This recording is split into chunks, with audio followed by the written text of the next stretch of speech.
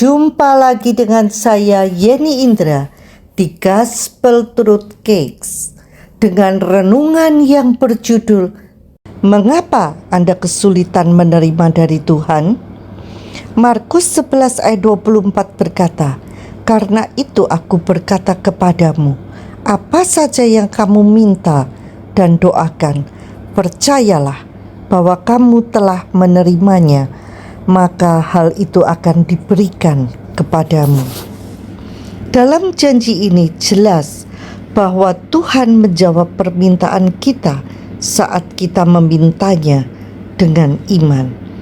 Jika kita percaya, kita akan menerima apa yang kita minta.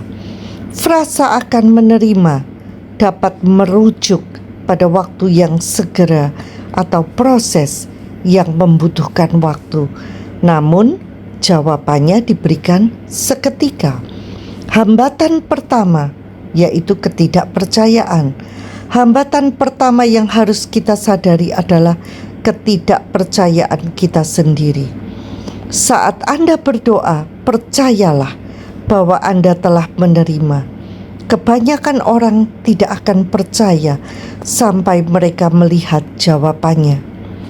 Yesus mengutuk pohon ara, dan meskipun pohon itu mati seketika, hasilnya baru terlihat keesokan harinya.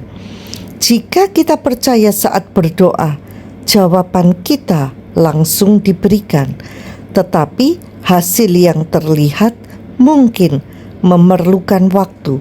Ada alasan alami dan alasan rohani untuk penundaan ini. Beberapa doa dapat diibaratkan seperti petani yang menanam benih. Panen dijamin, tetapi ada waktu antara menanam dan menuai. Benih firman Tuhan sering membutuhkan musim yang tepat untuk terwujud. Prinsip kerajaan Allah diibaratkan seperti petani yang menanam benih. Markus 4 ayat 26 sampai 29.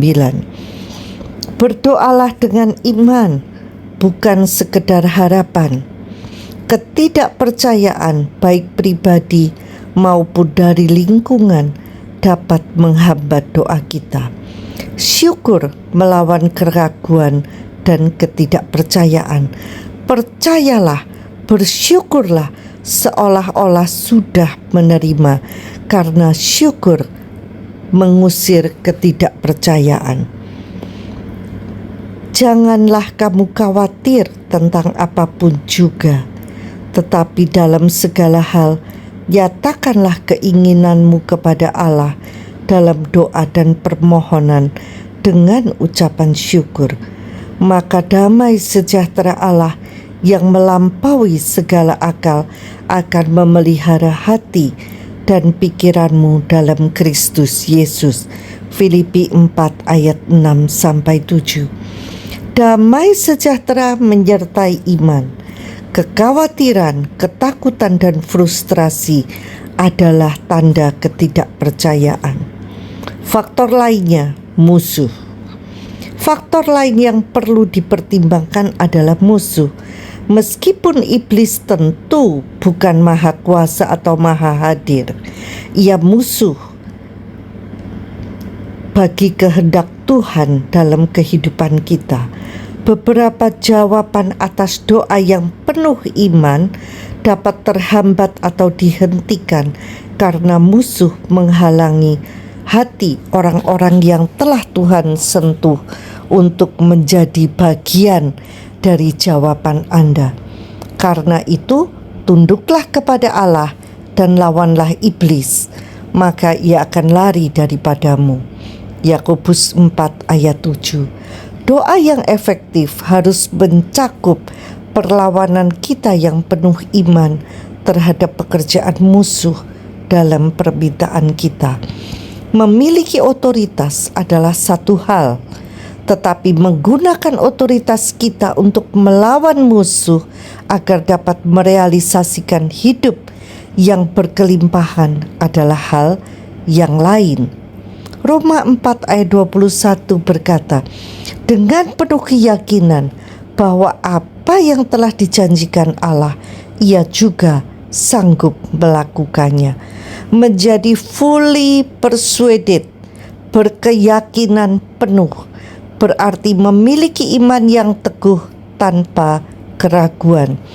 Jika seseorang dapat memiliki keyakinan penuh, maka mungkin juga ada yang memiliki keyakinan sebagian. Iman didefinisikan sebagai dasar dari segala sesuatu yang diharapkan dan bukti dari segala sesuatu yang tidak terlihat. Ibrani 11 ayat 1. Keyakinan sebagian. Orang yang memiliki keyakinan sebagian mengakui kebenaran, tetapi tidak sepenuhnya berkomitmen untuk hidup menurutnya. Mereka hidup di antara dunia iman dan dunia ketakutan, serta usaha diri sendiri. Mereka melihat iman seperti jalur darurat yang mungkin berhasil, tetapi tetap mengandalkan diri mereka sendiri. Contoh Abraham. Abraham pada awalnya tidak memiliki keyakinan penuh. Dia mencoba memenuhi janji Tuhan dengan caranya sendiri, tetapi gagal. Setelah proses belajar, ia menjadi kuat dalam iman dan sepenuhnya percaya kepada janji Tuhan. Menjadi sepenuhnya yakin. Paulus berkata, "Aku hidup, tetapi bukan lagi aku yang hidup, melainkan Kristus yang hidup di dalam aku." Hidup dalam keyakinan penuh berarti mengandalkan Tuhan sepenuhnya dan percaya pada firman-Nya di atas segalanya. Yakobus 1 ayat 6-7 berkata, "Orang yang bimbang seperti gelombang laut yang diombang-ambingkan angin. Janganlah orang itu mengira bahwa ia akan menerima sesuatu dari Tuhan." Keputusan untuk yakin, menjadi yakin sepenuhnya adalah keputusan untuk mempercayai firman Tuhan di atas segala sesuatu. Ini berarti hidup berdasarkan setiap firman yang keluar dari mulut Tuhan. Matius 4 ayat 4. Dan bukan dari dunia. Dengan keyakinan penuh, seseorang dapat tetap teguh di dunia yang penuh tantangan. Siap praktek? Yuk! Sampai jumpa di episode berikutnya bersama Yeni Indra di Gospel Truth Cakes. Tuhan Yesus memberkati.